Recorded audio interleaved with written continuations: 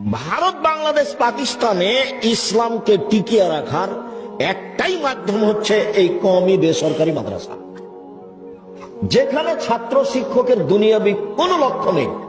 আমি নিজে বলছি, আমি আব্দুর রাজ্জাক বিন ইউসুফ, আমি 1976 সালে মাদ্রাসায় পড়তে গেছি।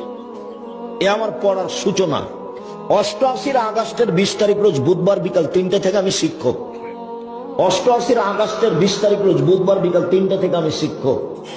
ওই থেকে ওই পর্যন্ত কওমি মাদ্রাসায় পড়েছি।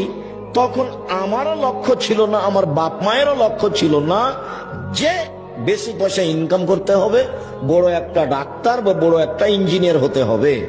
আর সেই দিন থেকে না আজ অবধি আমার মাথায় কোনোদিন জাগেনি যে এরকম কিছু হয়ে পয়সা ইনকাম করতে হবে।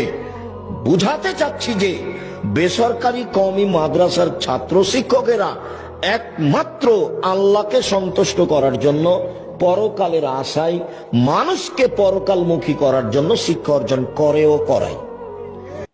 কি বললো তোমাদের শায়েখ? ভালো করে কি শুনলে? ভারত, পাকিস্তান, বাংলাদেশে ইসলামকে টিকিয়ে রাখার একমাত্র মাধ্যম হচ্ছে এই বেসরকারি কওমি মাদ্রাসা। আর তোমরা কি করো? তোমরা তো মূর্খ, কোনো পড়ালেখা নাই। ইমাম আবু হানিফা রহমতুল্লাহ আলাইকে গালিগালাজ করো, এরপরে হচ্ছে 12 ভাতারি 12 শায়েখের মাযহাব তোমরা মেনে চলো, আর কমেন্টে এসে গালিগালাজ করো। তোমাদের তো কোনো পড়ালেখা নাই, সূরা ফাতিহা শুদ্ধভাবে পড়তে পারো না, কিন্তু এই কওমি মাদ্রাসার বিরোধিতা করো। আবার কওমি মাদ্রাসায় পড়নেওয়ালাদের বিরোধিতা করো, যারা মাযহাব মানে তাদের বিরোধিতা করো। মাযহাব তো তোমরাও মানো, আমরাও মানি, শুধু পার্থক্য একটাই, আমরা ইমাম আবু হানিফা রহমতুল্লাহ আলাইকে অনুসরণ করি, আর তোমরা 12টা শায়েখের মাযহাব অনুসরণ করো, অর্থাৎ 12 ভাতারে মাযহাব অনুসরণ করো।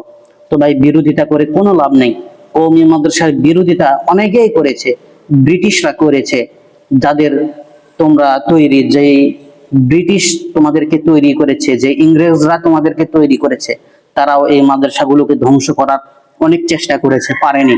তো তোমরা অযথা বিরোধিতা করো না, করে কোনো লাভ নেই। শুধু গুনাহের পাল্লা তোমাদের ভারী হবে কিয়ামতের দিন, শুধু তোমাদেরকে হিসাব দিতে হবে, এছাড়া অন্য কোনো কাজে আসবে না।